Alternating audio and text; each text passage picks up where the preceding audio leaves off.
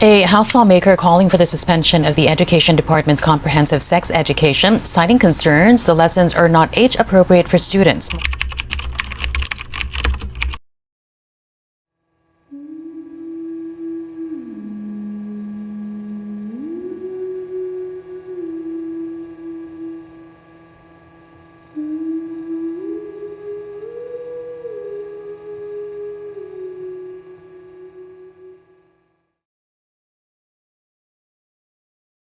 We never talk about this at home. I feel like it's too personal to share with parents. I don't really like talking about this. It feels awkward and uncomfortable. Sex education isn't just about reproduction. It's about respect, consent, and protecting our health. When we teach comprehensive sex education, we break the cycle of misinformation, reduce risk, and empower young minds to think responsibly. STIs are preventable. Teenage pregnancy can be reduced. The stigma around sex education only puts lives at risk. Let's open the conversation, spread awareness, and ensure that young people have access to the right information. Good day, everyone. Today, we are here to talk about a pressing issue in the Philippines: sexual education. Although sex is often avoided and considered taboo, it is a conversation we can no longer shy away from. Sex education is vital in shaping informed, responsible, and empowered individuals. Yet, many young Filipinos still lack the knowledge they need to make healthy decisions about their health, relationships, and their bodies. The issue is clear: teen pregnancy. The Philippines has the highest rate of teenage pregnancies in the Southeast Asia, with 6% of the Filipino women aged 15 to 19 years old giving birth each year. This is a cycle of poverty, limited opportunities, and a disruption to their education and future careers. In fact, a study from the Philippine Statistics Authority found that a significant number of teenage pregnancies are unplanned, and lack of sexual education is a key factor. If we don't equip young people with knowledge of contraception, safe sex, and reproductive health, we are allowing these numbers to grow. Not only does the lack of sex education contribute to teen pregnancies, but it also contributes to the spread of sexually transmitted infections.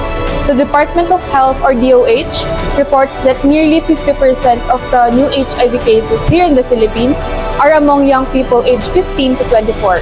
Without proper education on protection and testing, these young people are more vulnerable to STIs, which can have a lifelong consequences. Here's where real stories come into play. Take the case of Maria, a 17-year-old girl from rural areas. Maria didn't know about contraceptive and ended up pregnant at a young age. Now, she's struggling to balance raising a child and her education. Maria told me she wished she had learned about sex health in school. She feels that if she had known better, her life might have turned out differently. And it's not just about pregnancy or STIs. The absence of sexual education leaves young people unprepared to handle issues of consent and healthy relationship. Study shows that without any understanding or personal boundaries, many teenagers fall prey to sexual violence and abuse. Countries like the Netherlands and Sweden have proven that comprehensive sexual education works.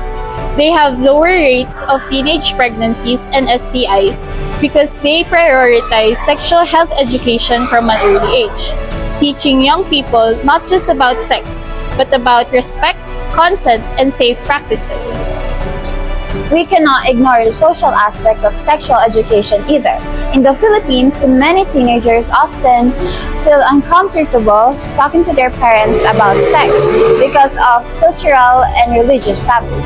This gap in communication forces them to rely on misinformation from peers or internet, which often leads to risky behaviors.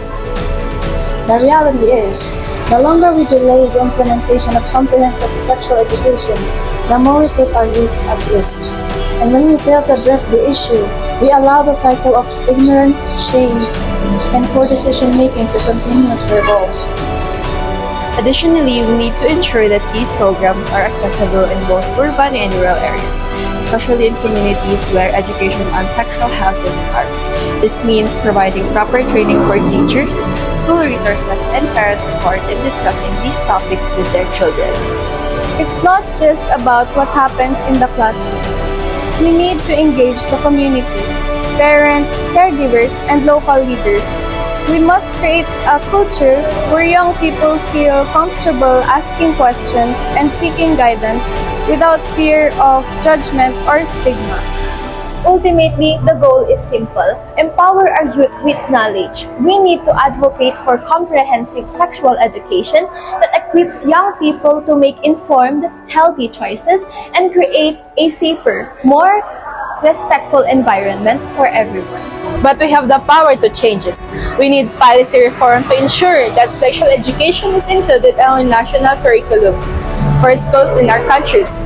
So it should be inclusive, fact-based, and age-appropriate to those individuals.